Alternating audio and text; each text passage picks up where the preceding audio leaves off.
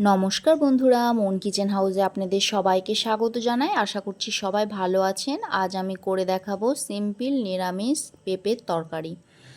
এটা রুটি, পরোটা কিংবা লুচির সাথেও খেতে পারেন। এর জন্য পেঁপেগুলোকে এইভাবে টুকরো করে নিয়েছি এবং একইভাবে আলুও টুকরো করে নিয়েছি।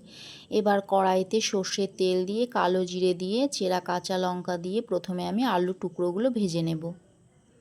হালকা লাল করে ভেজে নেব। দেখুন এইভাবে। এরপরে এতে পেঁপে টুকরোগুলো দিয়ে দেব।